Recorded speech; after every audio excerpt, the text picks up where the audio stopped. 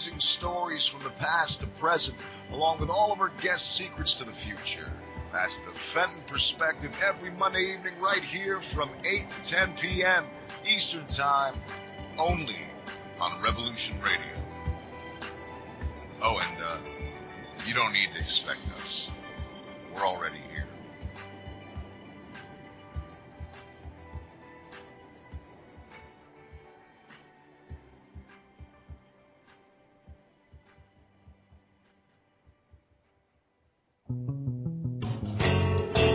Hi everybody, it's me, the Fetch, host of Inside the Eye Live.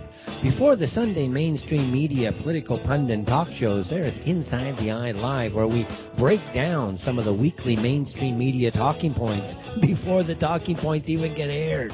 Add in some entertaining stories, weather, cats, intriguing and informative guests, and you get one of the most listened to Saturday morning streaming media political talk shows going today. And it's all right here on our flagship station, Revolution Radio at freedomslips.com. So join me, the Fetch, for Inside the Eye Live every Saturday morning at 10 o'clock a.m. Eastern. It is truly intelligent media for the politically aware.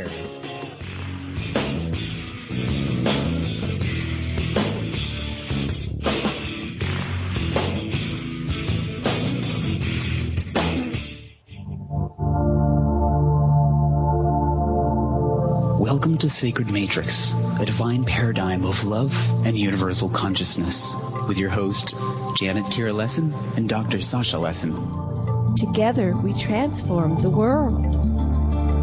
And now, here are your hosts, Janet Kira and Dr. Sasha Lessin.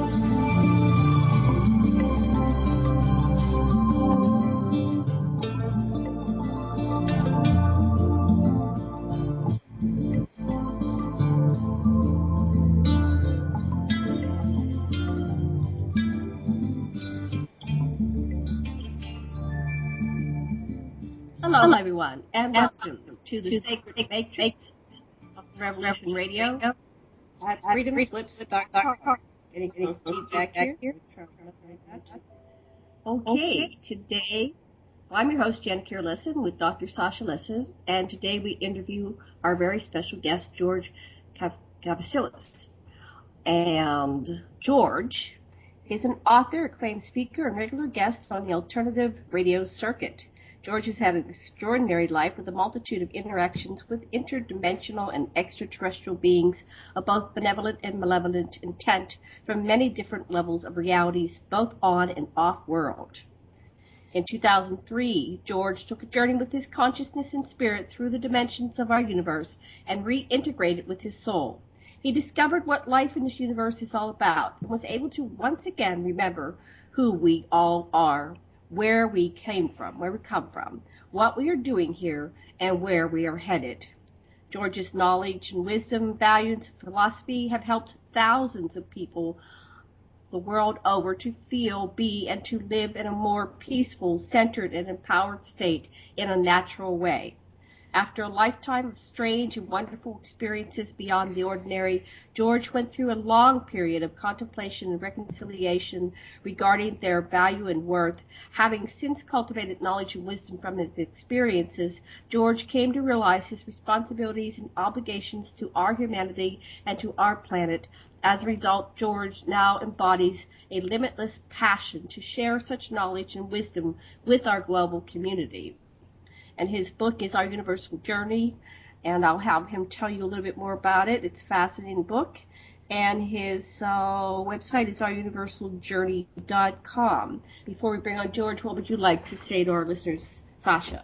Well, it's obvious to me that many of the people we interview have been selected as ambassadors, bridge people between other consciousnesses and ours.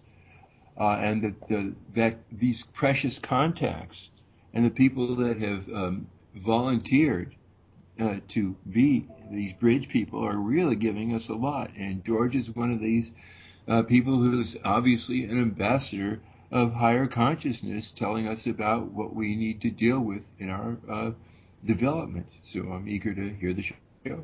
Welcome to the show, George. Hello, Janet, and hello, Sasha. It's really an honour to be back on. Thank you for the invitation. Oh, we are so glad to have you back on. We had little glitches before we finally got you, but here we have you once again. You're very busy, traveling a lot. I am. It's been a lot of fun. We've got lots of events happening here in Australia, and it's always fun to be out and about and meeting people.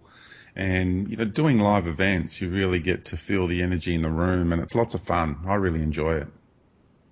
I love it too. We just got back from Alien Cosmic Expo in Toronto, Canada. Boy, they rock up there. They really have their stuff together, and there's a lot of experiencers, contactees, investigators, whistleblowers.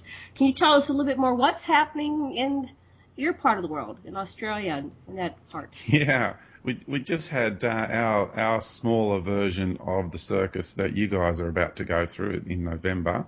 They're called federal elections, and we all know there's no such thing as democracy. Everyone's appointed.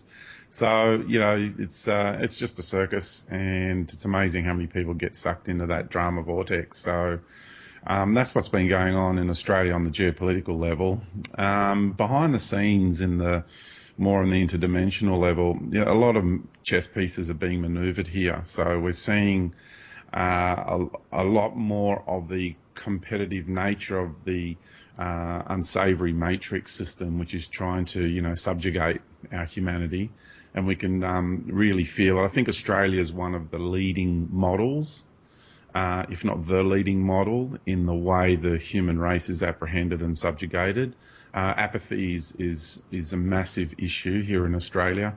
And people, there is also the flip side to that of an incredible awakening happening in so many people in this country as well, because, we are in a universe of contrasting expressions. So whenever you have something of one expression, you're always going to have the other. And I just find it really fascinating at the kind of dance, you could say, or the conflict or the battle that's going on between these two energies of the birthing and the rising and the birthing of the new in this universe, which is, coming out from deep inside of people, which is just beautiful to see the way it's emerging.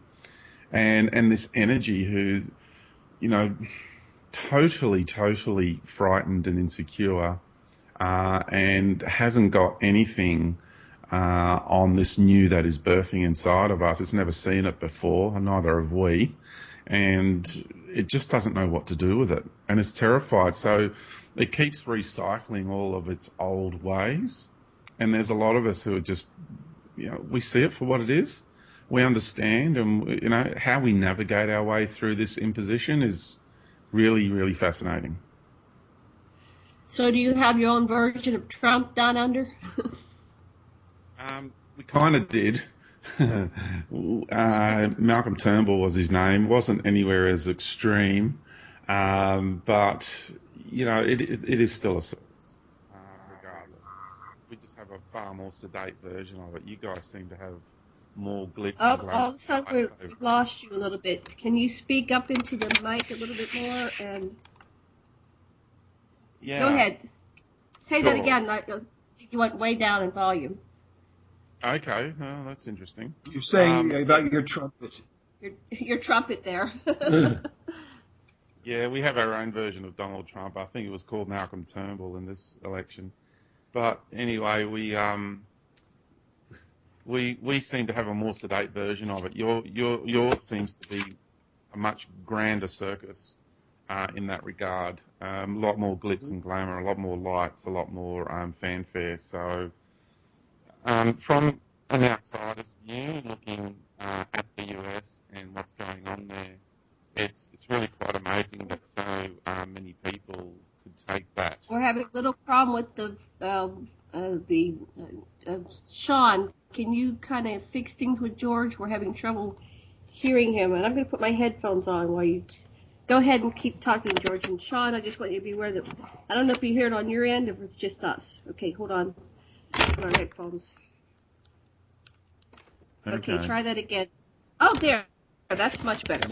Okay. Is that better? We can hear you. Hopefully, Much better. We hope the world can hear you too. Yeah, we hear about Australia is that there's this terrible thing with the people that are imprisoned because they're trying to escape and become immigrants to Australia, and I don't know, it really sounds awful. It is. Australia's got this two-way thing going on where our society seems to be not as militant as yours. The control system seems to be more sophisticated. The border patrol of Australia is incredibly strict. If, like the last time I flew to Hawaii and I flew back, they were spraying the inside of the plane, so it was full-on entrapment. You weren't told. They sprayed you. Oh, yeah. That's horrible. Yeah, it was full entrapment. So there was no mention of it even before you get on the plane, that you're going to get sprayed at the other end. It's just incredible. So I find it disturbing that Australia is becoming the island fortress because of the major events that will be playing out globally. The majority of it seems to be in the Northern Hemisphere. So this, really ties into the energies that are facilitating that. It ties into the magnetic north. It ties into that part of the planet and what's going on with all the countries in the Northern Hemisphere. There's a massive shake-up going on. The Southern Hemisphere is a lot more peaceful in its expression, in its, I would say, ability for people to actually work and thrive. In the Northern Hemisphere, you've got the UK, you've got Europe, you've got Russia, you've got the Middle East, you've got China, you've got Japan, you've got the US, all the major drama issues and all the countries that are deeply involved in that drama all seem to be based in the Northern Hemisphere. I find that quite fascinating. Yeah, isn't that? So what's going on from the ET perspective? Are you getting any communication, clarity from your contacts? Yeah, especially because you were alluding to astronomical events that are affecting the geology and geography of the Earth. Mm-hmm. Could you elaborate a bit? Sure. For me, the tussle that's going on behind the scenes with the military-industrial complex and the secret space program, I find that, intriguing.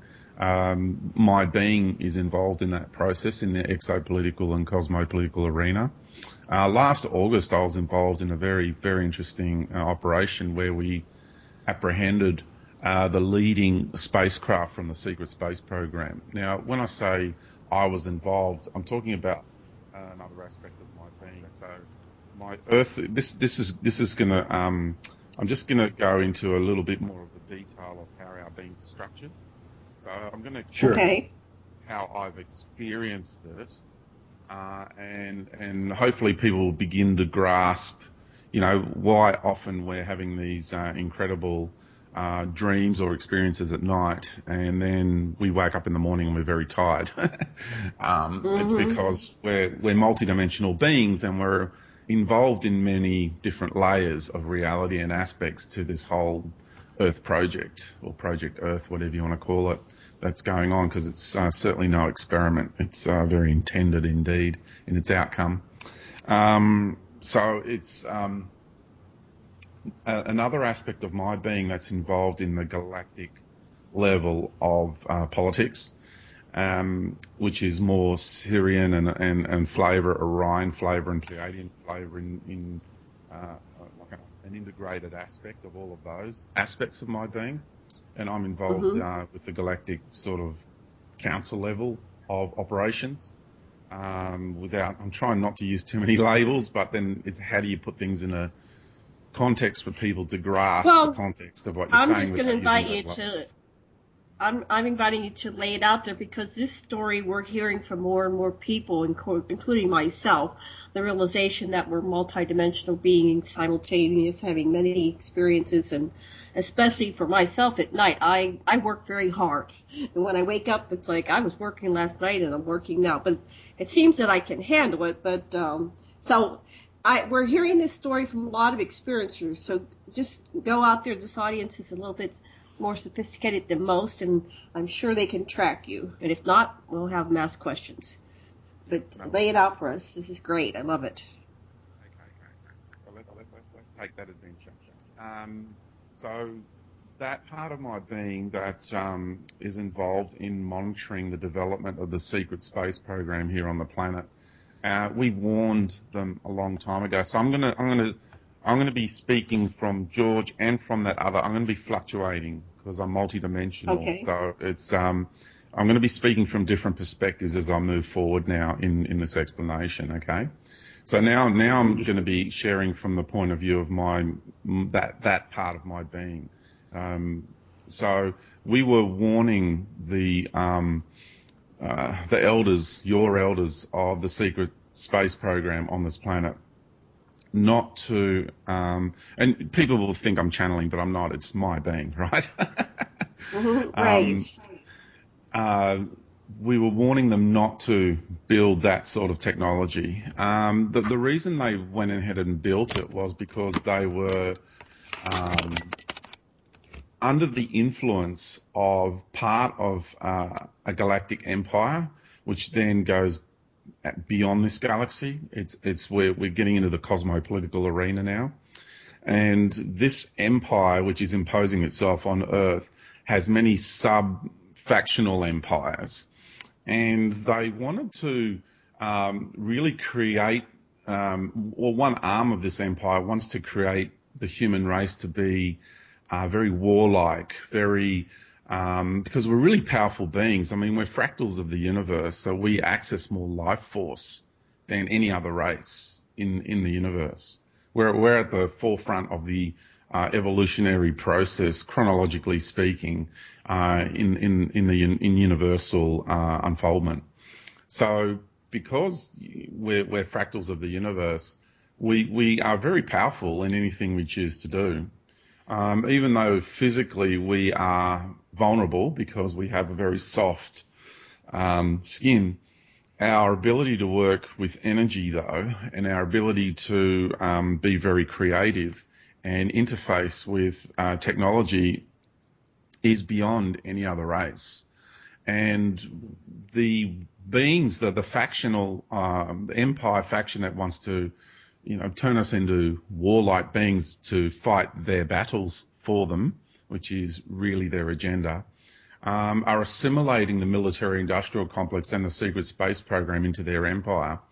And, we're doing a lot of deliberations behind the scenes as well to try and get the secret space program to realize who it is they're dealing with, who they're meddling with, and that these entities don't have their best interests at heart.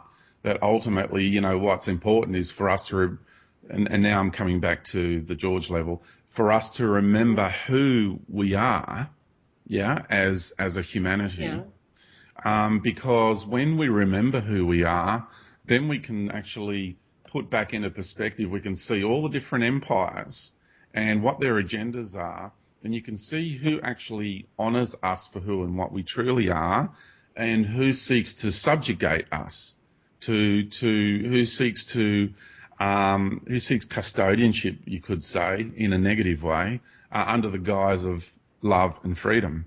So there's this very clever trick that's being played onto our humanity, because we're being subjected to these cultural philosophies, ideologies, spiritual doctrines that are coming in from all these different angles. They have a similar theme to them because they're all coming from these different factions of this one giant multi-dimensional cosmic empire, you see. That's why the theme has a similarity to it, but there are subtle differences between them.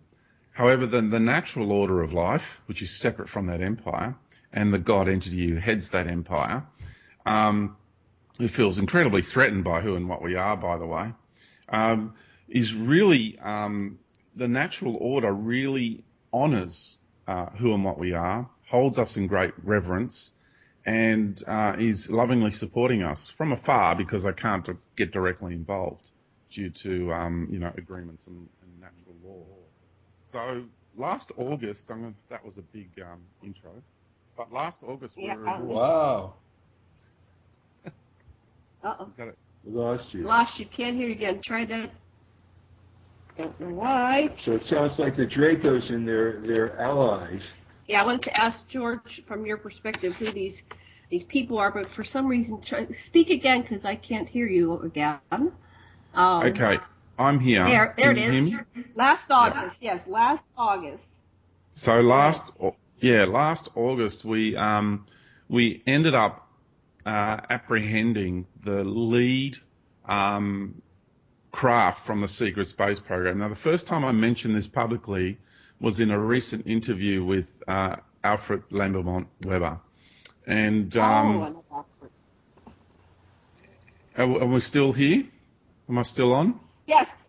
I just said I love Alfred. He's one of our dear friends.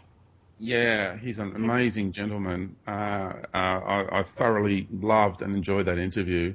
And I kept it quiet. I wanted to see who was going to say what out there. And no one's come out with this. And because this is very embarrassing as well. And it's a big for the Empire. And it's massive questions are being raised now within the secret space program, the military industrial complex, as a result of what we did.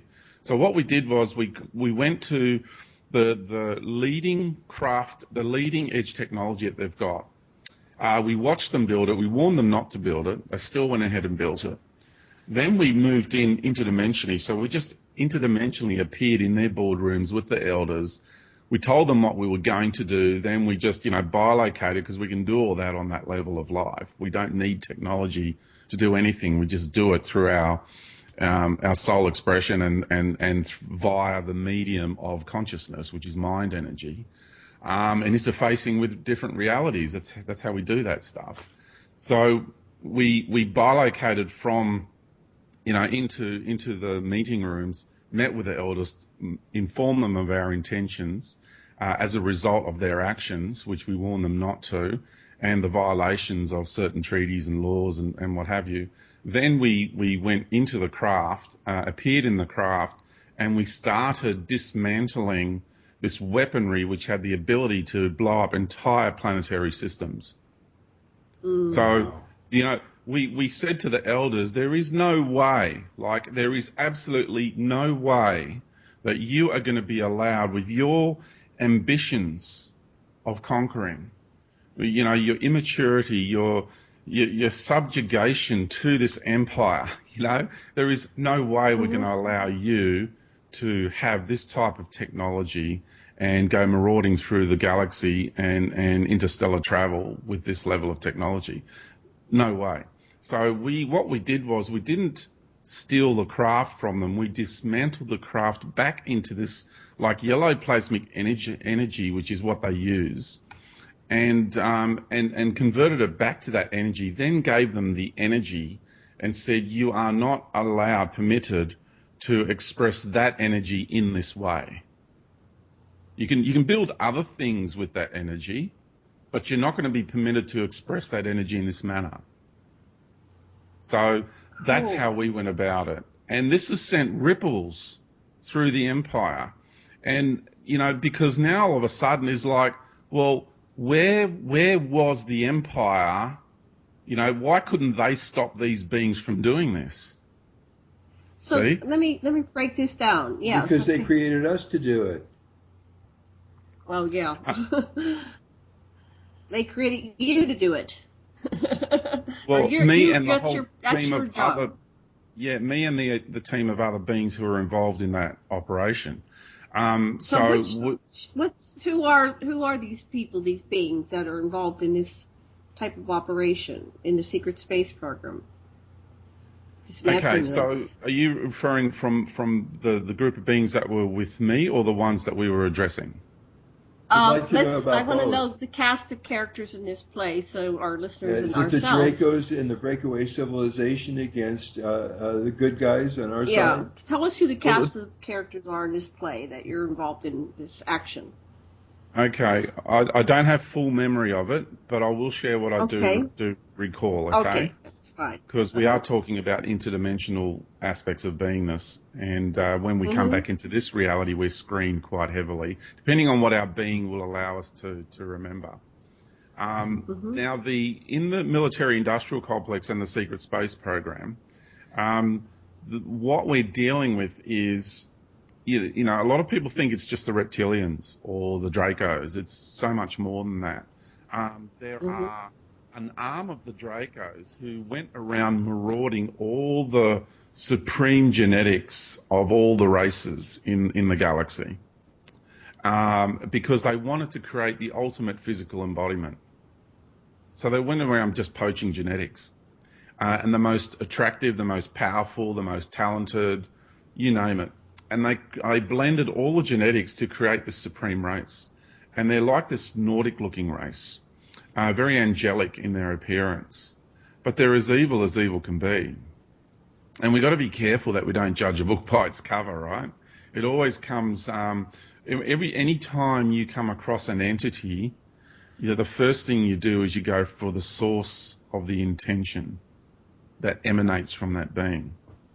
That's how you discern who and what it is you're dealing with. Because of what these beings do, they have this ability to put different layers of energy. So they wear these energetic masks, and you need to be able to cut through all that. So how does one do that? For me, when I encounter an entity, I have a sense of their, what their intention is, right? I have a sense that they're dark or they're light or they're good or they're bad. I just have this instinct. But how can the average person discern what's going on when they meet these beings, when their appearance is one of, you know, angels? Do you have any advice? Well, for they have to listeners? question. They have to question. They don't just sit there and react to the surface emanation of energy that they're interacting with.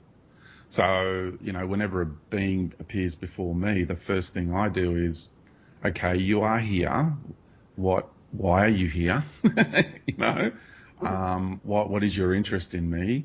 Why did I create this?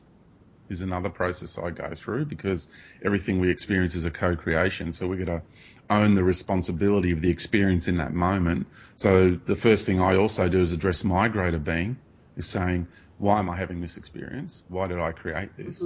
What do I have to learn from this? And what's this about? And what's your source intention? So, you really start digging deeper into the layers, because you're questioning the co-created experience. So what you're doing is you're cutting through the shallow superficial layers, and you're getting into the deeper layers of that reality and that co-created experience in that moment in time, in space-time. So that's how I do it. That makes sense. Yeah. Okay, that's good information, because most people aren't going to know how to tell one from the other. But so if you're clear and your soul is more aligned with goodness and love and light, will you have less of a chance of attracting that type of energy into you, or does it come in because you are aligned with love and light and it's the polar opposite trying to test you, or whatever? Well, there's different versions of love and light. So there's the God entity, who's the a Lord of Light, and he's and it's a he, she.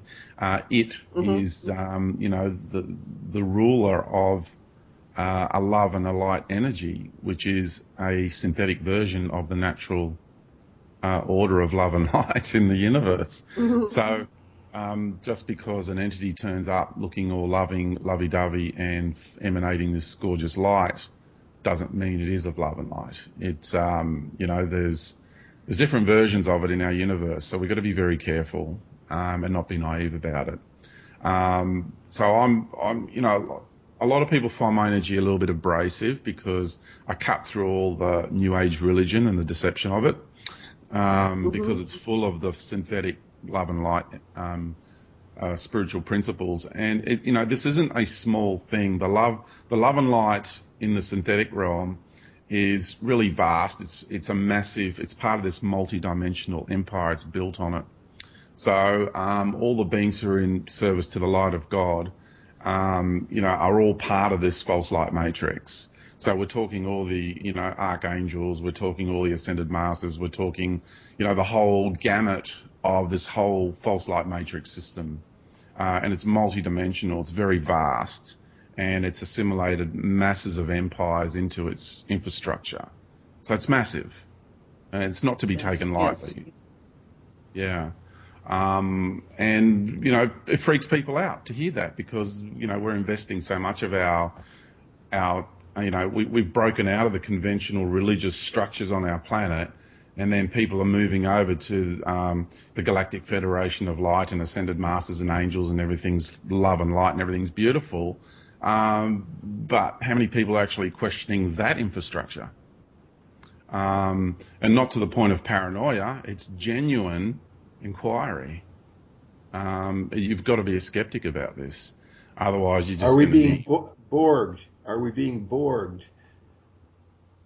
Yes. Like in Star Trek Borg, where we being Absolutely. Borged. Yeah. This is collectivism. This is all about collective hive minds, and people are meditating. They're bringing light energy in instead of turning inside out. They bring it in from outside of themselves, down through the crown chakra, and they're drug taking. They're consuming all these light energies that are blissing them out.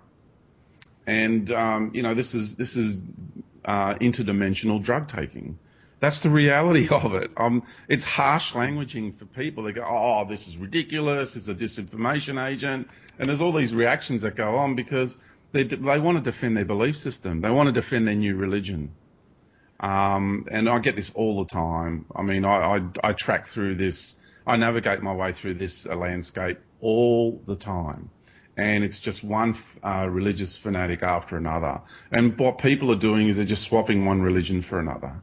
They don't realise that that they've done that, and people have invested themselves in it. I used to be in that. I used to be a New Age healer. I used to do, Reiki. I used to do all that stuff. Chakras, Kundalini, pineal gland. I was right into the whole gamut of that whole paradigm. But how many people are actually questioning it? How many people are questioning that Hermes Trismegistus was the incarnation of the planet Mercury? How many people realise that? And why is Mercury and Venus between the Sun and the Earth, who are, twins of one another? And why are these energies between the two? And why is mind control, which is the Mercury energy, teaming up with the Moon and with Saturn? And then we have the desire, which is the other energy, which are the two energies controlling the human race. How many people question Mercury and Venus for their negative attributes, not just their positive attributes? We're in a universe of contrasting expressions. So what we need to do is be realistic about the whole cosmic environment we find ourselves in, and not just keep regurgitating doctrine that we read. So what we need to do is we need to get into our personal relationship. So what's your individual personal relationship with Mother Earth? What's your personal relationship with the Moon? What's your personal relationship with Venus, with Mars, with Jupiter, with Saturn, with Mercury, with the Sun, with a galactic being, with a universal being? These are individual personal relationships with each of these entities, and we need to understand them. We need to re-explore those relationships, because it's in those relationships is the knowledge of your existence in these realities. That's where it resides. And stop giving our power away to all this doctrine that's outside of ourselves. Wow. Well, that we'll have to break down.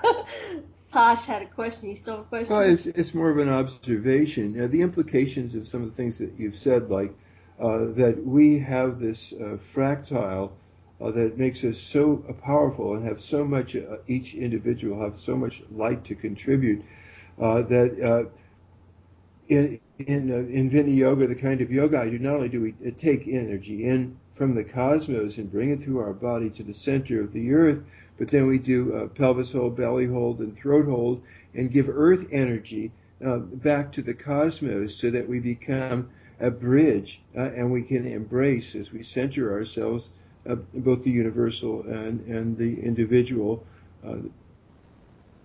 the earth and the cosmic energy. That's the way I look at things. And so it seems to me that we're special, and we're part of a bigger plan, both. Aren't we at the highest level in planet form? Aren't we in the highest level in a planet form and a solar system form? And isn't that part of our, journey through the universe? Is that we experience existence in all forms? Yeah, we are. We're incarnate as planets, as stars, as galactic systems.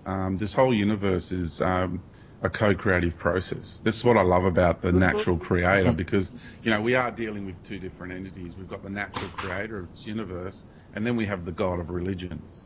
So we've got two very distinct energies and entities that we're actually dealing with. And that is the big realization right there, because one of them says you're infinite, and the other one says you're finite.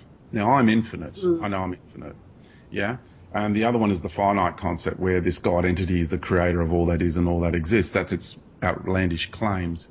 The reality is the natural order of this universe. You've got the natural creator, who's, when you consciously reintegrate with that relationship, then, it's completely on the level. You respect that you're inside the universal creation of another being, sure, and you understand that your relationship with that is a co-creative process in your journey through this universe. But the natural creator doesn't see itself as superior to you. It's a very loving, honest, and peer relationship, because beyond its universal creation, it is inside of you, because you've got your own universal creation in the omniverse, right? So the being who is the creator of this universe is also inside of your universal creation in another universe. Right. So the hierarchy itself is dichotomous, because there is no hierarchy. There is no hierarchy superior. Because life is infinite. See, so beyond these levels of universal creations, life is infinite. So there's no beginning or end. There's no beginning to me, to my beingness, right? And there's no end to my beingness. I've never been created. I've always existed. I always have been, and I always will be. And once we realize that there is no totality, that life is truly infinite, and there's no one anything out there. There is no one anything, because there's no totality. So you can't apply the label of one. It's completely infinite, open-ended, no beginning or end. And when you realize that, reawaken to that truth, because that is the real truth of life, then all of a sudden this God program and this God matrix becomes very apparent. Incredibly apparent, and the awakening that occurs from that is like, so here you have, on the other hand, you have this entity that is claiming to be your maker, and it's claiming to be the creator of all that is and all that exists. This one energy, and because it's pure mind energy, it's pure consciousness. This entity. That's why the pursuit of consciousness is all the rage on the planet at the moment. It's all about indoctrination into its, pseudo-universal paradigm. So we're dealing with a very sophisticated being. We're dealing with programs of limitation that are being imposed on humanity, that have been developed through eras, epochs, and eons of evolution in this universe. It's no small fry we're dealing with. But this little creator God must be a fractile of the creator of all, too, or also must be part of the larger plan. Or do you think absolutely that's is. When you actually experience your beingness outside of the grand cosmic arena, in all its multi-dimensions, the being that is playing the role as this God entity, we're completely in unconditional love together. But in the arena, everyone's role playing, yeah? And because this is a universe of contrasting expressions, if you have a being who is the creator of this universe, you must have a being who's not of this universe claiming to be the creator. Because this universe is a universe of contrasting expression, so the alter ego of everything exists here. This is what we're dealing with, including our external reality. You only get a dimension when you have poles. Yes. Say that again, honey? You only get a dimension when you have polarity. Polarity, right. Yeah. So we're in this universe of contrasting expression. I read an article one time that they called this little subsector of the totality of existence, the Ogu, the one God universe. Oh, yeah. And the way they expressed it was there was this, this being that decided to make a little, like a virtual reality game, and he started playing it over in one corner of the universe, and all the other beings said, wow, that looks like fun. Can I come down in there too and play too? And soon he had, all this whole big section of creation down there playing this little game, and then they don't remember that they're in a game. They're in this subsector. Anyway, it's a brilliant article. It was Burroughs, yeah. Yeah, kind of. So I'm kind of, when you're saying this, I'm remembering that article. It's everybody's going to symbol this differently, but so there is this little subsector, what's going on, and then there's, I'm just trying to wrap my head around it. So I wanted to ask you about Hermes. Was he Nagashita Thoth as well when he was here as an Anunnaki? And he's also Mercury and Venus, or he's in Cuckoo Clan and Quetzalcoatl. Was that the same being? Quetzalcoatl for me was an incarnation of the sun. Though I don't want people to. It's easy to mix up this serpent energy because you've got the Rainbow Serpent law, LIRE law, which for me is natural law. And it's different. The organic version of that, the natural version of that, is different to what's being disseminated these days. I'll give you an example. The Grand Cosmic Arena is the alter ego, the energy that facilitates the Grand Cosmic Arena into being is the alter ego of the universal creator itself. So we've got what's called the Great Void between the Grand Cosmic Arena and the rest of the universe. And when I say the Grand Cosmic Arena, the entire multiverse that quantum physics talks about, so all the other light-based universes are inside the Grand Cosmic Arena. Countless. Yes. So I just want the people Metacosmic Void, yeah. I just want people to try and grasp the magnitude of what it is I'm talking about here. It's really big.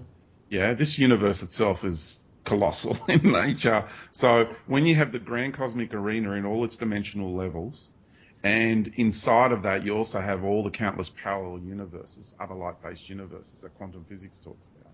That's what I'm talking about when I say the Grand Cosmic Arena. So it's big, right? Really big. And then you have this massive great void, and then you enter into these other realms within this light-based universe, where everything is totally harmonious. There's no such thing as technology. There's no such thing as healers. It's a completely different state of being. And then you have beyond this universe, of course, into the omniverse and into the infinite nature of life. So that's the basic structure. So the energy that facilitates the Grand Cosmic Arena in this universe is an alter ego of that more harmonious expression for the other realms within this universe. And that is known in law, LIRE law, as the Great Dragon or the Great Serpent, not in an evil context. Yeah? We're just talking about an expression of the universal creator that is facilitating the manifestation into form, a specific type of form, all these multi-dimensions of realities and multiverses. It's the perturber. Yeah, it's like a massive playground, but there needs to be an energy that facilitates all that into existence. It needs a prime creative energy for it to exist. And so that expression of that energy is what is commonly known as the Rainbow Serpent or the Great Dragon energy. And the reason it's so prevalent here in this world is because we are a fractal of the universe in one location. And so that energy is very prevalent here because in the evolutionary process of the grand cosmic arena, the most complex life forms that we were incarnating into in the early days were the insect form with a hard exoskeletal, because the environment was so harsh. And then from there we went into the next evolutionary step along with the draconian races. So even though we had an internal skeletal structure, we still had very hard, scaly sort of, texture to our bodies because they were, it was still quite a harsh environment. And then from there was the reptilian races. And then after the reptilian races spawned out, into the raptors, into the aquatics, and into the mammalian races. And then all the way it goes along till it gets to the cetaceans. And then after the cetaceans come the humans. So we're the furthest along in chronological order. And so there is somewhat a truth to what science has to offer. They haven't got it totally wrong. So we've just got to be, need to acknowledge where they're right in areas. And so when we understand that process, that the Dracos, the dragon energy, they're the ones who, in the early days, mastered physicality. So even though the insect races were their ancestors, their predecessors, the Dracos are the ones who really, truly mastered physicality, and hence the name of that energy that facilitates the grand cosmic arena into being is known as the Great Dragon energy. Very powerful energy. It's very wise. It is an aspect of the creator that holds that space. It's when you tap into that, you're tapping into the prime creative force of the entire grand cosmic arena. So is there, the dragon, are there beings that have truly manifested in a dragon form? It's not just mythology, it's something that really... Oh, yeah, they truly exist. Right. Oh, absolutely. Okay. I mean... That's cool, because I met one once. Say that again. No, they I truly said that's exist. really cool because I was taken to meet the dragon. That's one of the dragons that's down in the kind of like Middle Earth or Inner Earth. And I was on Johnson Atoll in 1997. Anyway, too much detail, but I always wondered, was that real or some kind of whatever? And it's and that's what I got, that the original dragon energy was the one of the first forms. So you're saying that was the first form that mastered. Did you touch her, Janet? Were you able to touch the dragon? Oh, I don't remember. I think we just touched energetic. We merged energies. Yeah, but that's you, George. So anyway, thank you for that validation of a personal experience. That's fine. That's great news. And for Mother Earth, the divine feminine, to have manifested herself as this planet, because it's kind of like the other question is who are we incarnate upon? And a lot of people experience this planet as a feminine being. I do. And then the question is, okay, but who is she? And it's for me, the experience I have with it is with her is that she's the feminine expression of the universal creator directly incarnating as a planetary being. And for her to be able to have done that and hold the space of a fractal of the universe in physical form, what she did was she teamed up with what's known as the blue dragon energy. So when we get into the deeper layers of prime creative intelligence in this reality, you end up integrating with the blue dragon consciousness and the blue dragon spirit and blue dragon soul energy. It's really quite amazing, really, when one does that. But you got to get past all these other false sort of dragon identities that you need to get through, because there's good dragons and there's not so good dragons as well. So again, it comes down to discernment. Wow. So, what's your question? Well, just St. George didn't like dragons. St. George still the dragon, yeah. Yeah, well, there are some unsavory dragon cousins that I still don't like. And, when sometimes action needs to be taken with these beings, the one thing you'll come to realise in this journey is there are some intelligences that there is just absolutely no reasoning with. You can't reason with it, no matter how hard you try. And I know we all love that, love conquers all. But love conquers all, there's a time factor to that. If you're confronted with a being and they're at a certain point in their journey through this universe, it doesn't matter what you do, you are not going to change where that being is at. They'll just eat you or blast you into smithereens.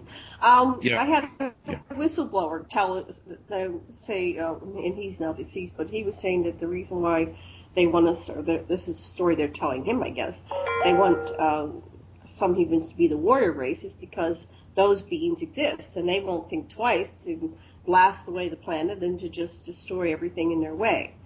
And so, is that true at all? Well, you saved us from this kind of equipment. Right. Well, you did that. Yeah. He was saying that's why he was doing it as well. Okay, sure. Yeah, that's that level of functionality. I'll give you another example. I had these two entities that came and manifested in my house out of thin air. They just manifested into the room while I was working here at my desk. And it was in another house, but I was at my desk. And the first thing I did was I said to them, show me something new, because they were there to intimidate me. They were some two very heavy-duty entities. And I said, show them, and instantly Big George, became present. So because I'm integrated with my multidimensionality, my greater being, more of me comes in whenever it's required. And that's why I'm still here doing what I'm doing. So then I said to those beings, show me something new. And they just looked at me all curious, because they were expecting me to be reacting with fear and to feel intimidated. And then they sort of really increased their intensity of intimidation. So I increased my energy and I said, show me something new. And they're like, what do you mean? I said, well, I have been what you have been, what you are, and I've been a lot worse than what you are. So there's nothing new going on here for me, because I already am you, and I'm a whole lot worse than what you are. Meaning, in that moment, I was completely embracing my shadow side and those aspects of my being that have incarnated into those sorts of worlds, and including theirs, chronologically speaking, in the past. And so they didn't want to believe me. So what I did was I merged with that aspect of my being, merged into their reality, then expressed myself inside of their being. And I held my hand out and I said, I'm holding your life right now in the palm of my hand. Can you feel me inside of you? Yeah. And they completely freaked out and disappeared, because the one thing control freaks cannot stand is when you expose their vulnerabilities, right? So we need to understand that there's more than one way of dealing with these energies. And the ultimate way in my book, in my understanding of life, is when you embrace all that you have seen, all that you have done, and all that you have been in your journey through this universe, then you are able to manage how you deal with these energies. Because I'm embracing all of my light and all of my shadow. I'm not leaving any aspects of my being out. I'm loving all of me. And through that process, I'm able to integrate with all of life in this universe, no matter what it is. The most beautiful and loving aspect of life, and the most disgusting and putrid and awful expressions of life. All of it. And that's true oneness. Yeah? Not this selective oneness, right? Where people go into these blissful collective hive mind realities, right? It's either you're truly one. Everything in the human condition is there in each of us. Yeah. Either you're truly one with all of life, or you're going to be part of this self-righteous movement, which is very selective about what it chooses to be one with. So we need to embrace all of that. And by embracing all of that, we can navigate through those energies, through those realities once again, like we once did, because we're kind of at the end of our journey through this grand cosmic arena. Those who understand that part of their journey. And, we've seen it all, we've done it all, we've been it all, and so there's nothing to fear. And it's us, it's another expression of what we have been. So you integrate with that and then work from inside that reality and deal with it that way. So the Draco in each of us then is just excessive pride and competition. That's what it is. They think they're better than everybody else and that every life isn't worth just as much. That is one group of Dracos that think that. There are other Dracos that are very proud warrior beings and are very wise indeed and honour the human race incredibly. So we've got to be careful not to be racist here. There's, there's a tendency towards that, this race is like this only. That's not true. There's really what we would consider very ugly looking races, right? that are truly benevolent in their nature. And then there's other races that we would consider totally beautiful and radiating this beautiful light energy and smothering you with all this love energy that are as evil as evil can be. Well, but I'm alluding to the Draco Confederation that you said threatens this part of the galaxy. Like that's an institution rather than individual beings. Oh, I totally agree with 1 minute. We have 1 minute before the break, so this is fascinating, and so we're going to be coming up on a break. What would you like to... Well, we'll just pick up where we left off here on the second hour, and anyway, this is absolutely fascinating. There's our music. We'll be back in about 3 minutes.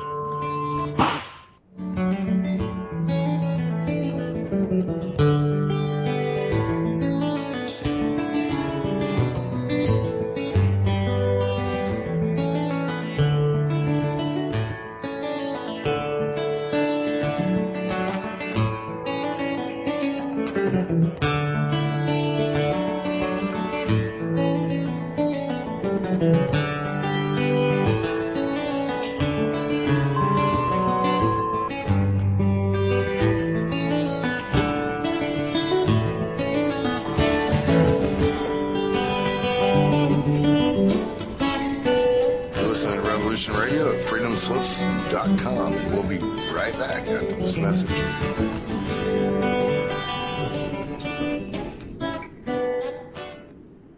Tune in Tuesdays at 12 noon Eastern on Studio A to hear Tammy Adams share her knowledge of an unknown realm on Talking with Your Angels. Join Tammy as she uncovers hidden secrets about the spiritual world of angels, ghosts, and other entities that have been with us longer than we know. Tammy is a psychic, a teacher, spiritual coach, a leader in her field, and will be sharing her information and stories with you. So join us on Tuesdays at noon on Studio A. With Tammy's guidance, you'll find out who has been watching over you from the other side, and soon you will be talking with your angels.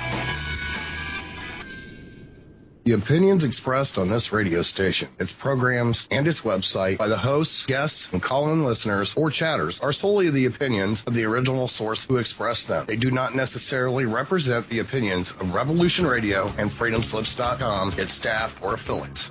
You're listening to Revolution Radio, freedomslips.com, 100% listener-supported radio, and now we return you to your host.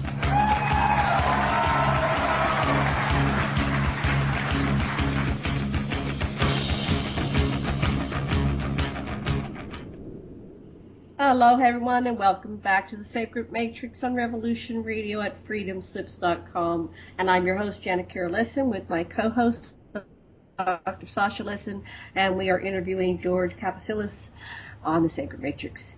Before we get back to our second hour, I'd like to remind everybody to please go over to that donation button on freedomslips.com and make your donation. $1, $10, $15, $20, $100, whatever you can afford is greatly appreciated, and we do thank you very much for your donation. George, welcome back. Sasha's in the other room. He'll be right back getting a cup of coffee. So we were talking about all the way up to the grand design of the cosmos. I wanted to bring it back to perhaps more of this solar system or this part of the galaxy or this part of the universe to make sense for our listeners. How can they work their way through all this? How can they empower themselves? How can they become conscious and aware of all these things we're discussing on a more personal level? And Sasha, do you want to say before George comes back? No. Okay. Take it away, George. Are you there? Yep, I'm here. Thank you. Okay, great. Before I go into answering that, can I just clarify my website? Please do that. Yeah, my website is www.iaminfinite.love. Okay. I'll add that to my page I have for you on aquarianradio.com. iaminfinite.love. I am infinite.com, right? .love. LOVE. .love. They have love now. Okay, .love. Yeah. Okay, got it. Yeah, because when I LUV or LOVE was the one that I got. Okay. Yep. When I was out there integrated with my infinite nature, there was some themes out there in the infinite nature of life which are very similar to here. And, it's a very beautiful, cohesive, harmonious coexistence out there, all our infinite natures together. That energy that we call love, it's like that glue that just binds life in a harmonious way. That was there. That was running through all the dimensions of this universe, throughout the omniverse and throughout the infinite nature of life. So that's why I chose I'm infinite.love. There was another energy there, though, which I found very, very interesting, and that was the sense of adventure. That was really prevalent. And I really loved that because, that childlike innocence and sense of adventure of wanting to create realities and go in them and have fun and explore them, that's what we do. That's our it's like main... Leela, divine play, Leela. Right. Yeah, really, it's such a beautiful energy. That was really strong. I just wanted to share that. When it comes to having a deeper connection to ourselves and to our reality, the one thing that I found really important is our relationship to our reality. It's kind of like I released a quote recently. See if I can get it off the top of my head. The relationship with the reality we exist in is the key to understanding, to accessing the knowledge as to why it is we exist in that reality. So when we realize that everything in this universe is a relationship, because it's all harmonics, it's all resonance, it's all energy, waveform energy, is what we label it. When we understand that all just equates down to relationship, then when we go into this unified field of love we have with Mother Earth, because it's like I posed that question to everybody earlier. I said, who is it we're incarnated upon? Who's she? Right? Right. So I do think we need to revisit that relationship, because here's the kicker, and here's an absolute truth, right? And I'm going to call it an absolute truth, which I know people shouldn't do, but I am in this case. Okay. Your relationship with your mother planet is the reason you exist here. That relationship is why you exist here in human form. Without that relationship, you do not exist here. So each one of us is in a deep and intimate relationship with this planetary being. So this is your very basic, immediate cosmic environment. And if we don't have a conscious awareness of that relationship, it's like you don't even know what street you live in, what house number you live in. You don't know anything about your reality. And when you go into that relationship, there's a unified field of love. There's also this agreement in universal law, natural law, LORE law, not LAW. LAW is the synthetic thing from the God entity, right? Imposing itself over the natural order. Natural law, where everything is based on co-created agreements. So your existence here is a co-creation primarily at the most primal level between you and this planetary being. And then the deeper level beneath that is you and the solar being. And then the deeper level is you and the galactic being, and then you and the universal being. So when you understand these... Does it go two ways, that Earth exists because you're here, and Earth exists in relationship to you, just as you exist in relationship to it? You co-create on a personal level. Like if you weren't here, this reality would continue to exist. So what's going on with the disconnect from Mother Earth that people are doing such atrocities to their home? Yeah. Okay. So the imposition of artificial intelligence right now on the planet is a scalpel that is being used to sever humanity from their planetary mother. Because what we are universal embryos in the planetary womb of the Divine Mother. We are birthing what we are as a fractal of the universe, where each individual, what we are is a sum total of everything that we have seen, done, and been in this universe. So you are the sum total of your universal existence. Everything that you are in this universe, all your expressions as a galactic being, it could be more than one, as star beings, and that'll be countless, as planetary beings, as all the flora, all the fauna, all the mineral kingdom, all the aquatic kingdom, everything that all the stardust that you're expressing yourself as and experiencing yourself as in this universe, everything, all your incarnational species that you're expressing yourself as right now, parallel, all of that is streaming into this one human form as a massive process of integration. That's what the fractality is all about.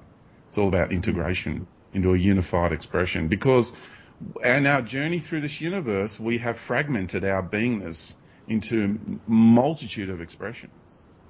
But we want to bring that back into a unified form. And even though it stems out of the soul, what I call the soul, which is the grandest aspect of self in this universe. And from soul is projected consciousness, which is mind energy, and is projected spirit, which is a light-based energy, which is formless, and you move around, towards other realities, and then project incarnational forms into those realities from spirit.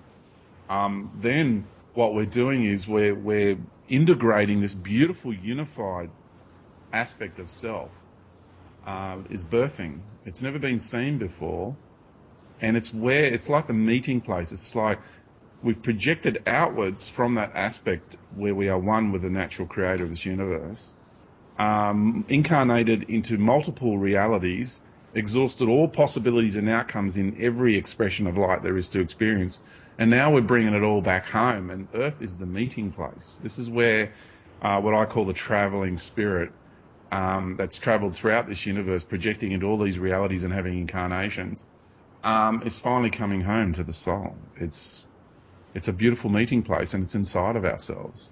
Is there a reason why it's happening now? Like people are saying that we're aligned with the galactic core, and we're at the end of the yugas or the Kali yugas or whatever. Or at the end of the cycles within cycles. Yeah, they are, it's all cycles within cycles, okay? So it's kind of like this synchronistic, dare I say, clockwork, where everything is coming into reaching a point of critical mass. Because time, by definition, is the duration of a creation. It is the life cycle of a manifested reality. So it's all cycles within cycles. Mm-hmm. And there's a critical mass that's occurring very soon. And that's why we have this God entity that's imposing itself here, throwing everything at the human race. It's coming at us with all its fancy spiritual doctrine, through the water that we drink, the air that we breathe, the foods that we eat, through all the energetic patterns, through all the mind control, genetic manipulation. It's unbelievable. It's coming at us from every possible conceivable angle, because it's a two-way thing. Well, it's more than a two-way thing, but there's two main aspects to this.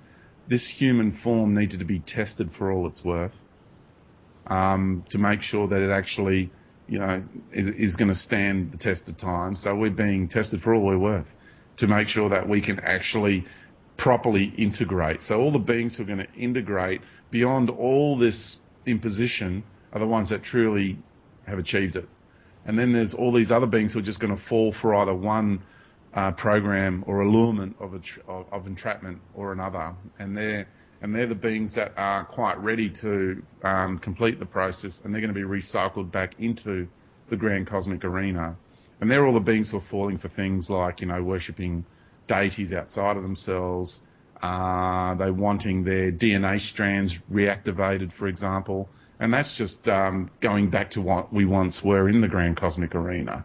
So I don't want to do that. I'm done with that. But, wherever you want to go is up to you. I'm not saying anybody has to go where I'm going. I just understand that I'm going beyond DNA.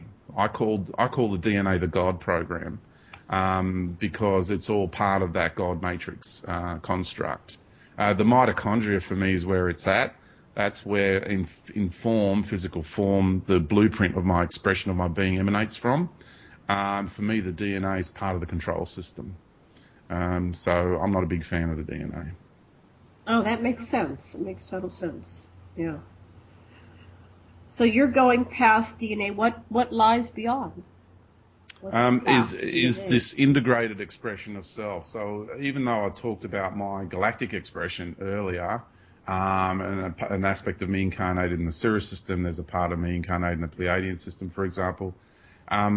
All the energy of all those incarnations, all those aspects of being, are all feeding into this human form, and I'm birthing a new expression in this universe, which is a fully integrated form of everything that has come before, of my beingness in this universe. What you're talking about kind of reminds me of that movie Lucy, where all of a sudden I don't know if you saw Lucy, it was an interesting concept. Yeah. That she went beyond all this to this integrated expression of self.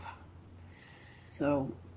Yeah, that was a good movie. That was more of an intellect, mind-based version of what I'm talking about. Uh-huh. Yeah. What I'm talking about is a fully integrated expression of self in this universe. So it's coming back to that place, because having gone through all these experiences of incarnations and expressions and manifestations of our beingness in all the kingdoms, in all the different vibrational fields of realities, and truly exhausting all possibilities and outcomes in every expression of every reality, we've gained a lot of wisdom along the way. That's what it's all about. The wisdom is what is the food that nourishes the soul. That's why it seeks out experiences. And once the wisdom has been attained, then the experience that was had is no longer necessary. And the expression of self in that reality is withdrawn, and then you go on to the next one. So what we're achieving in this universe is a new unified expression of self of all that has come before. And in that process, simultaneously what happens is you reconnect with the aspect of you that is completely one with this entire universe, and you embody that and express that. And you also connect past the soul, which is the part of you that is one. It's the label I use for the aspect of me that's one with the natural creator, back through to your infinite nature of life. So you have this incredible consciously aware state of being where you experience your infinite nature of beingness where you're completely sovereign and divine and untouchable, to that point of that aspect of self in the universe, where you're merged and you're in this co-creative process as one with the creator of this universe. And then all these different layers and expressions of self in this universe and your unified expression. So imagine all of that happening simultaneously at the same time. And that's what I've been starting to experience myself. Wow.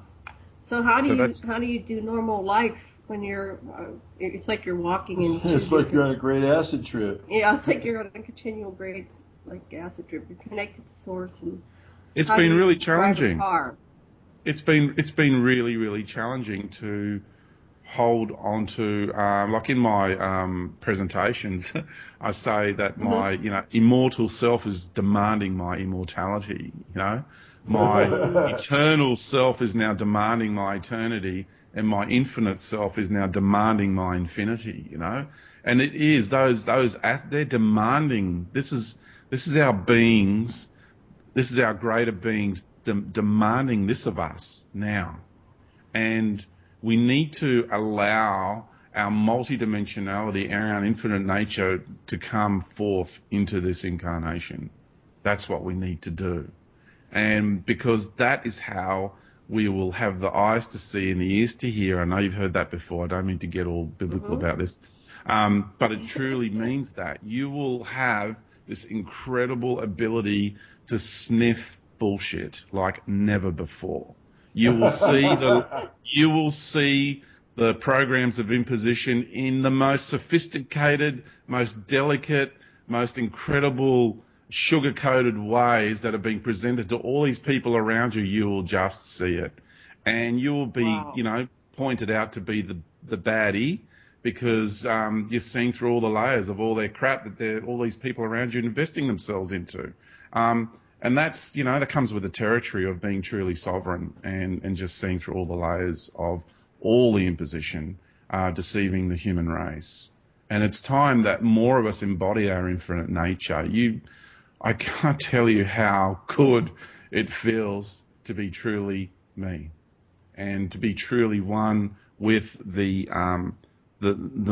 incredible woman we call Mother Earth. When you walk this earth in that conscious, loving relationship with her and with the sun, because we're incarnate inside the soul or body of the being who is the sun and the galaxy and the universal creator. To be consciously aware and walking this earth, living in that all the time, it's a very beautiful feeling. What made you consciously aware of all this stuff, that all this was going on? Yeah, that's a big question. For me, I tried getting into things, but the way it worked out for me was the way my being just naturally unfolded in this reality. So I kind of had to walk away from everything I was involved in and go into that place of just trusting and believing in my being. And of course, I was having all these incredible experiences, which from the ego, earthly personality interface we call ego, as George, I didn't will it on. I didn't will my experiences on from that aspect of my being. They just happened. So there was another aspect of self that was orchestrating that, because you come to realize that, me as George, I'm not actually the creator of this life I'm having. I'm not the prime creator of it. George didn't make the decision to incarnate. George is the incarnation. Yeah? There's another aspect of my being that made that decision that's not from here, right? Right, beyond what we call the veil, right? So there's another aspect of me from beyond the veil that made the decision to come and have an earthly incarnation and to participate in this co-creative process here on Earth. Because, there's reasons for that. So when we realize that hang on, George is not the composer or the conductor or the orchestrator of this life I'm having. George is the character in the play, right? What I've done is I've surrendered control of this life to that aspect of me, that greater aspect of my beingness that is that part of me that is the original prime creator of this life that I'm having. So therefore, I'm now, what happens is my ego construct doesn't try to control. It is actually absorbed and sort of integrated with my greater being, and I'm just in this flow where things just flow from inside of me out into this reality. So it's like you become like this fountain, and you just turn inside out, and you live in this beautiful flow, because that other aspect of my beingness is truly in oneness, the true oneness, and in sync with Mother Earth, and how she wants to unfold as a planetary woman, and what her ideas and plans are as a planetary being and for humanity, because that part of my being is also in true integrated conscious oneness with the human organism as a whole, our collective group soul essence as a humanity. So when we can release and, control of the life we're having, we've got to let go of what's going on in our head, because that's where all the external controls and influences enter from, and you allow yourself to go beyond the mind into your beingness, then you're in this beautiful synchronistic flow, and your life completely changes, and your experience completely changes in this reality. But people don't like change. But that's the ego trying to hold on, because, it's got insecurity issues. It likes to know what's going on. And when you let go and you allow your being to unfold, well, you're in this flow, and some life, you get back into the mystery. You don't know what's going to happen.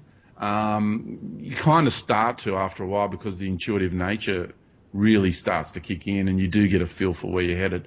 However, but initially, you've got to really embrace the fun and the mystery, and just let the ego just lose control. And it's a difficult thing for people to do. So is Earth okay with what's going on? If she's accessing reality from that level rather than this kind of level that we see as, pollution and war? Yeah, Mother Earth is a multi-dimensional being, and we're experiencing just one small expression of who and what she is. Mm-hmm. That's a really big thing to get a grasp on, yeah? And then you've got to ask yourself, well, what is this expression of her? This layer, this slither of reality we're experiencing here. What is this expression of her? And this is her distorted ego as a planetary being, because everything kills everything in order to survive. This is completely consumeristic. It's not just us who are consumers. The whole natural environment is completely consumeristic. So Mother Earth has set up an ecosystem that supports our consumerism. It's a perfect match, the environment. Right. So, yeah. So when we start tuning into Mother Earth, and we realize that she has planets of egos, right? Just like humans have egos, just everything has egos. Gods have egos, otherwise they wouldn't feed off the worship of humanity, right? So there's distorted egos in so many layers and levels of this universe. It's unbelievable. So Mother Earth, in her greater aspects, when you connect with her heart, I urge people to connect to her multi-dimensional heart. And that way you experience, I'm going to use a label now, you move beyond the Lady Gaia personality, which is her distorted ego as a planetary woman, and you go into the Christ Sophia heart soul essence of her, where she is this incredible, graceful woman, and unbelievable. Just it's so hard to put into words. And she's like, I got this. I'm good. No problem. She knows exactly who's who, what's what, where it's at, and when she needs to, she's going to make her move. So let me understand this. Consumerism, then, if she had was engaging in out of control consumerism, underneath consumerism itself, all the suffering that's involved in that, there must be a need that's harmonious with her ecology. What need would Mother Earth have to create this eat others environment? What would that serve? Yeah, the need is for us to have an environment where we can incarnate into and process all of our distortions in a microcosm. and become self-aware of these distortions. So it's the very suffering of the consumerism that we contemplate, and that's what allows us to transcend it. Yes. Got it. Wow. And she's holding that space, and that part of her that's holding that space, that aspect of her, is it's like the story of Sleeping Beauty. You know, she's lost, she's in incredible pain, she's suffering greatly. That part of her, but it's only a part of her, right? Yeah. Mm-hmm. And she's being violated, so she's being raped every day, every moment of every day, and tortured. So she's sacrificing a lot for us in the most incredible way. When I really connected with her pain body, I went into the fetal position on the ground, and I literally had this foam coming out of my mouth. The pain was so great. And I nearly died. My greater being stepped in and said, you know, this has to stop or you're literally going to die. So my whole, because I was integrating with her, and I felt her pain, and that changed my perspective on what's going on here forever, because I really realised what she's going through on a moment-to-moment basis. And, you know, us men really need to understand that every woman embodies that to a degree, one degree or another, and that our experience of this reality is so far removed from the way woman experiences this reality. That's a fact. And I think the sooner us men come to terms with that, then things are going to change very rapidly indeed. So you're awake. How do we awaken? I guess we don't have to, huh? Is it just going to happen? I'm grasping for something to, how to... That's your mind. Your mind is grasping for the how. My mind is going, there's like because I see this on one level, and the other part, the human part of me is going, you know, it seems like we're in this game, we're running out of time, you know, we have these games within games, and I judge it. I say, oh, this is hideous. Please end it. I've gone to a council of 100,000 beings, and I just said, please, some kind of intervention, perturbation, something, because I feel I identify with Mother Earth, and I feel her pain, and it feels personal. Yeah. Yeah. And I wanted all this suffering to have ended yesterday. Mm-hmm. I really do. The reality is there's requirements by many different beings to do with soul growth and experiences that are still needed to be had by so many because that's what they want. And this is really hard for the self-righteous mind and the logic mind to grasp, but I personally have been raped and tortured in this life, so I know about suffering. And what I came to realise was that I created that, and that's when I healed it, when I realised that I orchestrated, I contracted those beings to do what they did to me from another level of reality. And my hate for them disappeared, and it turned into gratitude. And what I did was then go into a space of cultivating the wisdom from my experiences. And that's how I was able to heal. The self-righteous mind doesn't know how to do that. The self-righteous mind will stay in a state of that I can't accept that. That makes no sense at all. Why would anyone want to suffer at all at any stage about anything? You know, suffering comes in so many different forms. If you go for a run, and you want to start getting fitter, you want to develop your muscles to be fit, because you want to be able to run a marathon, for example. You want to participate in a marathon run that's coming up. You're going to suffer because you've got to push your body past its limits, right? You got to find out where the limits are. No gain. Right? Right. So we're doing it in so many ways all the time. And there is extreme versions of that and expressions of that, yes, which I co-created in this life. Mother Earth is allowing this to happen. She's co-creating it. The universal creator is in on it. And it's contracted this other entity called God that's in on it as well, who's really the brains trust behind the suffering.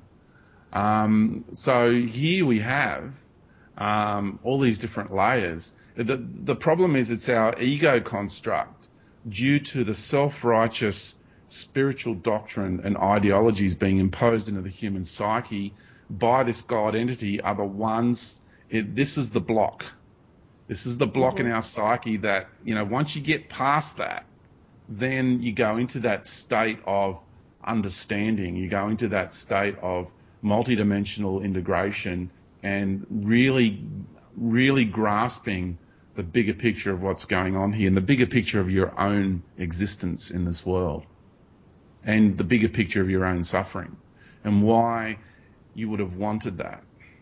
Because everyone in your life is role-playing, and those who give you the greatest challenges in life, those that give you the greatest pain in life, they are your greatest teachers. And once we begin to embrace that, then what happens is the necessity for that suffering dissipates. Yeah? The suffering continues because we're not getting the message.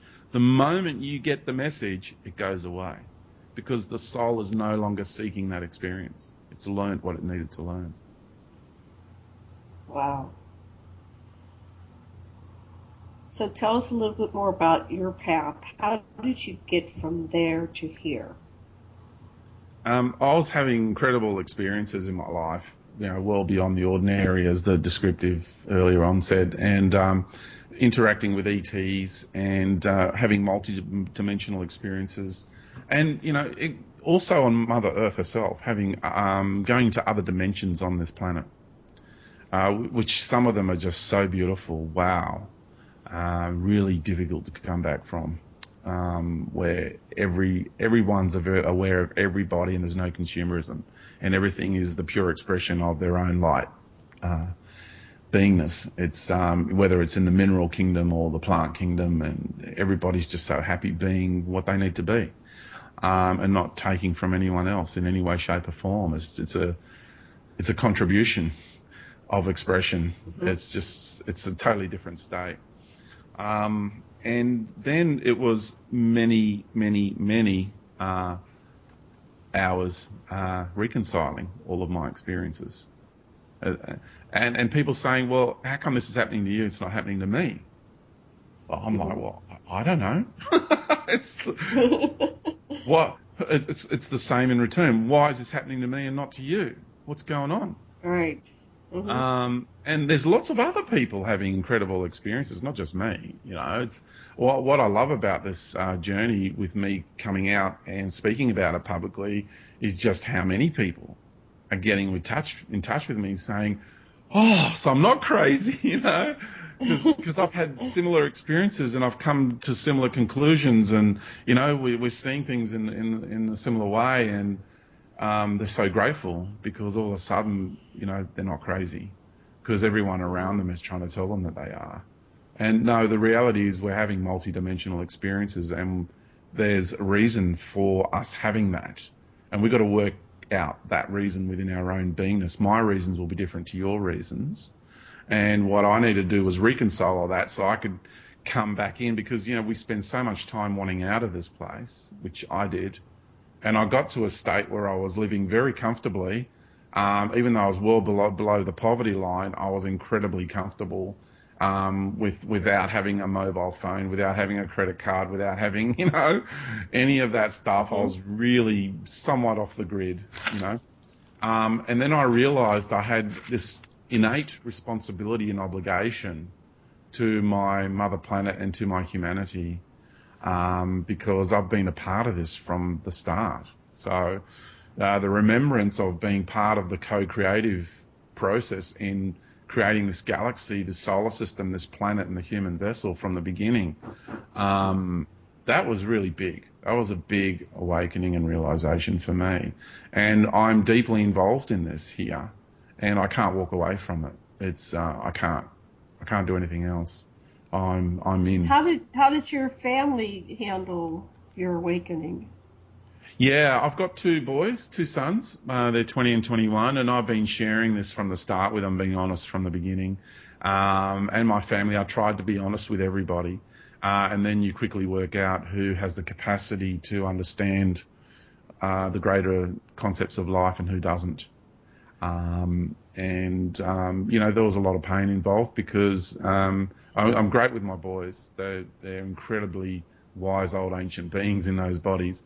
And my other members of family, it's a far more challenging situation. Mm-hmm. And friends, family and friends. Right. There are some that just love you for who you are and are still with you after many decades. And there are those who just can't handle it. It's just too much for them. They literally haven't the capacity to because knowledge is energy, information is energy, multidimensionality is multidimensional energy, right? So when you embody that, you're emanating an energy. It's like I emanate an energy that is beyond all the belief systems of the New Age religion. Yeah? So when I am in the presence of New Agers, they look at me as though I'm the devil. Yeah? Because I'm totally exposing. It's like we embody what's called logos, right? So, and that is, the symbol of that is the sword. And basically, the symbol of the sword is being used for the logos, which is the deepest vibrational blueprint of life in this universe. It's right to the heart of the creation of this universe, the heart of the creator. And it cuts through all the crap, and like sword cuts. And that's why the sword has been used as that symbol throughout the ages. And when you stand in the presence of these people and you are embodying such an authenticity, your authentic nature, your true authentic beingness, beyond all belief systems, beyond all dogma, beyond all doctrine, then that is such a raw and intense energy that it freaks people out if they are invested into worshipping something outside of themselves. So how do traditional religions view you? Have you had a strong reaction from people? Yeah, well, I had a very fierce debate in the Vatican. I was taken to the Vatican in a UFO craft. They have their own fleet. Wow. I had a very fierce debate with 4 senior officials, 2 cardinals and 2 officials. And, you've got the public pope, then you've got the black pope, and then you've got the secret order. There's 3 layers of control in the Vatican, and outwardly the secret order has another layer, like an outward layer, which is known as the Jesuits, but there's another hidden layer beneath the Jesuit order, and beneath the Black Pope, it controls the Black Pope, and what we were talking about, we're in this little lecture theatre in there. It was quite dark and awful. And we were talking, they had me there because they wanted to talk to me about what I'm saying, simply because I'm exposing their God. And and they're very concerned about me going public with what I'm saying. And in the end of it, I just said to them, because they wanted me to get on my knees before my maker. And I'm like, what the fuck are you talking about? Your God is not my maker. Let's just make this point clear. Your God is not my maker. I'm infinite. I've never been created, and they accused me of wanting to be a god. I said, I've been a god in this universe. I don't want to be a god again. I've traversed that territory. I've held that office of position in the grand scheme of things, because it's all, all this God thing and angels and all, they're all offices of position, right? They're all like characters, and different beings step into these roles at different eras and cycles in the universe, we all get a turn at it. Otherwise we don't know what it's like to be that expression of light, and the effects of that. So we all get a turn at it. And I said, I've been a god. I have no interest of being a god again. And they accused me of having an ego, which is off the charts. And I said, if you want to talk about egos, I said, your God is suffering from the greatest egoic insanity this universe has ever seen. Your God is claiming to be the creator of all that is and all that exists, when life is infinite and there is no one creator of anything. I mean, seriously, one being claiming to be the creator of everything. That is total egoic insanity. And once we get back into our multidimensional nature and we get back into, reintegrating with the natural creator of this universe and the infinite nature of life, it becomes so freaking obvious. Right. So the God that the Vatican is talking about, who is that God? Is that a title? Is that someone that walked the earth? And who is Jesus and their whole cosmology? From your perspective, what do you think they're talking about? Yeah, well, all the sub-deities, it's a very touchy subject. It's a very touchy area that really triggers people, because, for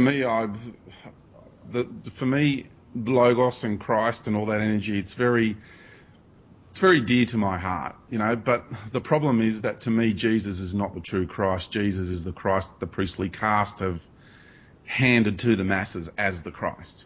It's a personality, it's a character, it's an image, because the priestly caste throughout the ages have this very clever way of hijacking the true identity of every time the sun incarnates on the earth. Meaning the S-U-N, sun, right? The real sun. Yeah, because when we understand who the sun is, once again, and the realization that the light that is being emitted from that sun is the unity of every single star in this galaxy shining as one, and that the galaxy itself is a fractal of the entire universe. So each star system is actually a galaxy compressed into the expression of a star system and inserted in this galaxy. Because we're talking about compression, we're talking about fractalization, right? Right down to the atoms and the subatomic particles in the nucleus. Yeah, your cells in your body are galaxies and your atoms are the star systems. Therefore, you are a fractal of the cosmos, of the grand cosmic arena. You're a fractal of the universe. So once we understand that, then we realize that there's a charade being played on the humanity. There's the natural Buddha, the original Buddha, and then there is the religious Buddha. There is, the natural original Horus, and then there's the religious Horus. So back then it was called the Shemshu Hor. That was the priestly caste. In the times of what we know as Christ, it was the Pharisees. And each time along, we have got this priestly caste that hijacks identities, no matter what country it's in, no matter, because shamanism has been infiltrated by this energy. Every single culture's been infiltrated. So you've got the deity, and then you've got these sub-deities. So you've got to be careful when it comes to the languaging and intentions around all of that. So what we're dealing with is we've got two levels in today's world, okay? What we're dealing with today is two levels of this expressions of this God energy, right? So you've got the alien AI God expression of that, which is the scalpel that is being used to sever the human race from its planetary mother. And then the hand on the scalpel is this God entity, which is a naturally occurring being, but is not of this universe, but is claiming to be the creator of not only this universe, but all of existence. Yeah. That is an entity that the way it exists inside this grand cosmic arena is it's made up of pure mind energy, because mind is the ecosystem of ego. Yeah, ego does not reside in the heart. Our individual egos need to be brought back into alignment with our hearts. It needs to function under the auspice of our hearts, the guidance of our hearts, and our heart soul essence. But its actual ecosystem of existence is mind energy, and which universally or cosmically translating is consciousness. So that's why the pursuit of consciousness on this planet is the number one thing, because you have this God entity that is, its ego construct is pure consciousness. It expresses itself as God in the masculine, goddess in the feminine. You have the priests in the masculine, you have the priestesses in the feminine, and then goes to the patriarchy and the matriarchy. And what we're talking about is two alter egos of one another. One is not better than the other. They're both as bad as each other. When we realise we need to go beyond both of those systems, and we're ending the cycle of a patriarchal cycle outwardly expressing itself in this world. Whereas before there's been other cycles of patriarchy and matriarchy, and both have been disastrous because it's all about power and control. So there'll be a strong, because the natural woman energy in this earth is rising back into power. We've got a very strong push towards the matriarchy again. And so this energy is going to come in and apprehend that feminine, natural woman energy that's rising. And it's going to want to, take it towards that distorted feminine expression, which is the matriarchy. So watch out for that over the next decade. It's going to be really quite an interesting journey with that. Yeah. So do you have a question, Sasha? No, I just had some little further explication about this idea that there's a lot of people that just have ordinary or ignorant consciousness. And what I find is that merely, even though we're playing to the intellect, once you provide the intellect with a model, just like you're doing now, George, it goes in. The person can't, you've told the intellect it can now contemplate itself. You've given them the key, and so people that hear you understand that they can contemplate the existence that they're living from outside of it, and then contemplate the part that's contemplating, and so forth, until they identify with source, with natural source. And so you provided a key, and if people hear you, they can't erase what you told them. Yeah, because it has a vibrational field of energy. I'm not speaking to the mind, only the mind. Yeah, I'm addressing the mind. I'm addressing the mind's insecurities and shortcomings, but I'm speaking to people's beingness, into their heart and their souls and beyond, into their infinite nature, and that has a feeling. People say to me, sometimes we put on your audio book not to listen to what you're saying, just the energy that you express when you speak. There's something about the harmonics in your voice. It just feels good. So this, people have said that to me, and that has to do with me trying, not just trying. I'm genuinely expressing my soul in this world. This is about soul expression. And I love hanging out with people who are, there's so many of us that are done with the masks, yeah? And we just want to be truly who we are. And that's why, I was honoured to come onto your show, Janet, and thank you. And Sasha, because, it's the genuine nature of your beingness. And Sean who's doing great work in the background there. When you come across people who are just authentic in their nature, I love that. That for me, it's like it's the tribe. It's home. It's an energy that just feels good. And we might not catch up for a while, but when we do, it's like the day we left off. And we're crossing paths with people that we physically haven't met before. But the moment you meet them, it's like, oh yeah. I know you, and then it just goes on from there as though you've always known each other all your life, and it's a beautiful feeling. Right. We were all on the ship together. Are you familiar with Mary Rodwell, who's down in your part of the world? Yeah, Mary rocks. She's I love Mary. Her and I haven't seen each other for many years. I'm really looking forward to the day I can see her again, which hopefully will be soon. She's not too far north of where I am at the moment, so I do look forward to catching up with her. And yeah, she's incredible. What an incredible woman. A real gem and an expert in the field. I really have a lot of respect and I really honour what Mary does. Yeah, and so there's a movement, and she's right in the forefront of it, of experiencers and contactees speaking out and doing their ambassadorial duty and saying what their reality is and how the natural state of all beings is loving oneness. Yeah, it is. That's the natural state. Yeah. When it comes to dealing with ET races, because that's where the area that I'm involved in the exopolitical arena, we have to take into consideration that they're sharing with us their cultural philosophies and their spiritual philosophy as well. Even though they're ETs, they still have their own. Yeah? And we just need to take that into consideration with what all these races are sharing, because a lot of them are aligned with different empires behind the scenes, and we just need to be cautious, that's all. So we were at the Alien Cosmic Expo, and they're talking about disclosure.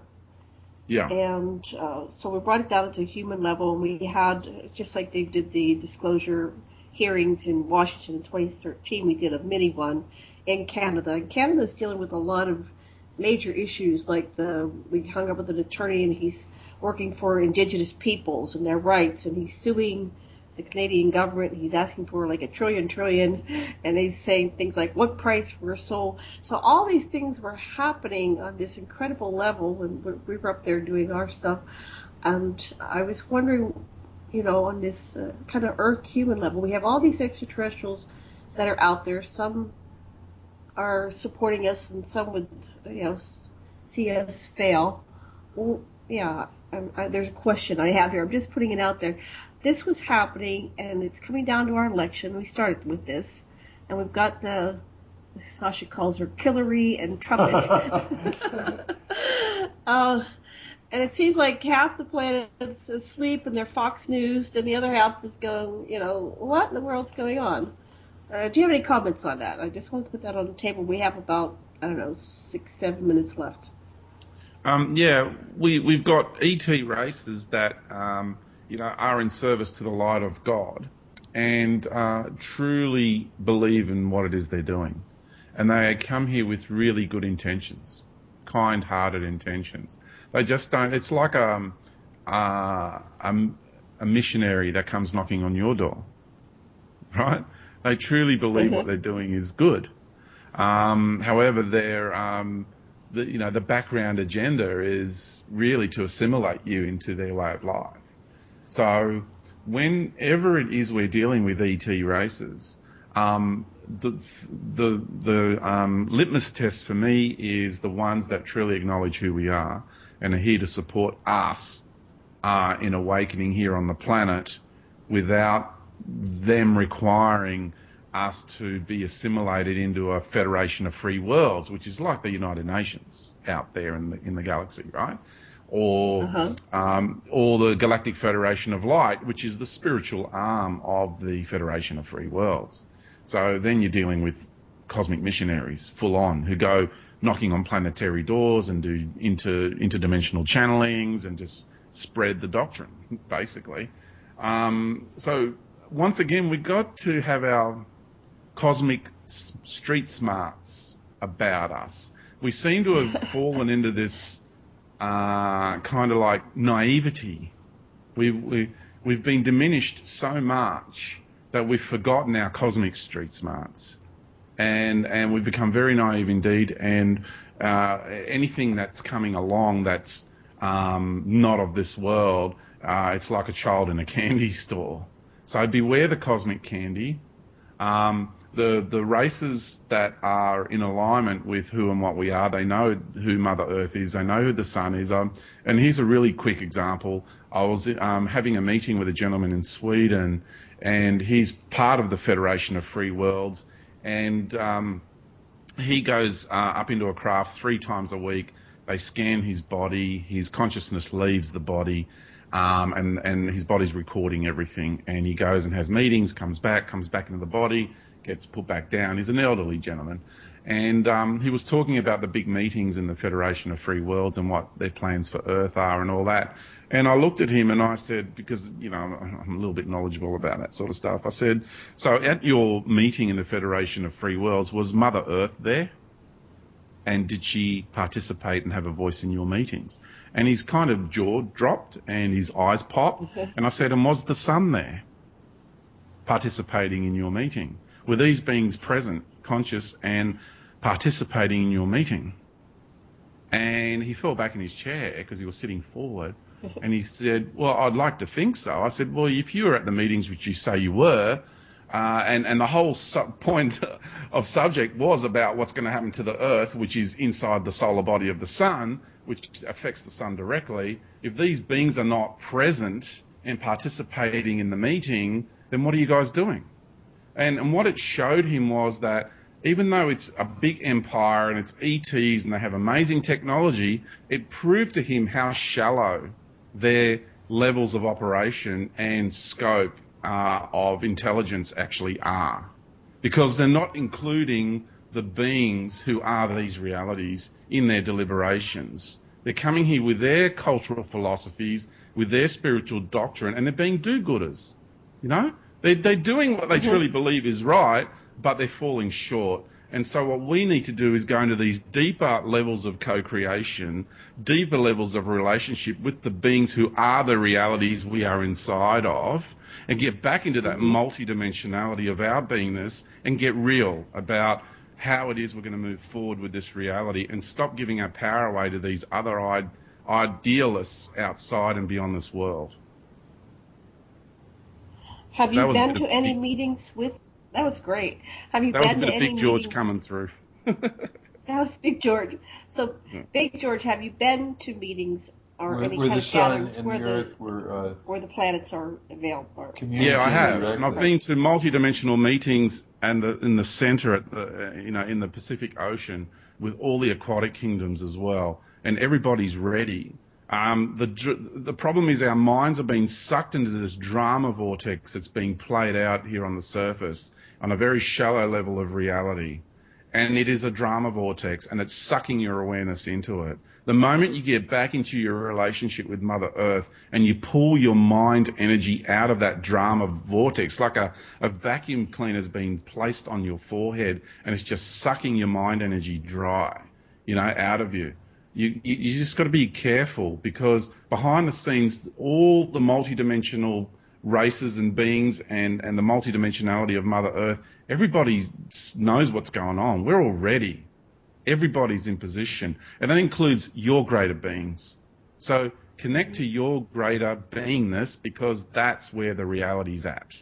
And then you're going to know. Not because George says so, because you're going to be experiencing it from within yourself for yourself. We have 1 minute. Would you like to repeat your website, your book? I would love to. Thank you so much for inviting me on. My web, I really, really, appreciate it. My website is iaminfinite.love, and so are you. You are infinite.love. My book is Our Universal Journey. It's about our journey through this universe. It goes into great detail. I recommend it, of course, biased opinion, but truly, I do recommend it. It's an awesome read. And look out for my workshops. And I'm looking to come over to the United States, but I need somebody who's an event coordinator to organise it over there so I can come over as a guest speaker. Otherwise, because of tax laws, it can't happen any other way. Okay, well, we'll talk about that off stage here. Thank you. Thank you so much, George. Once again, that's an awesome, awesome show. We really enjoyed speaking with you, and you blowed my mind. Namaste. Namaste, love and blessings. Aloha.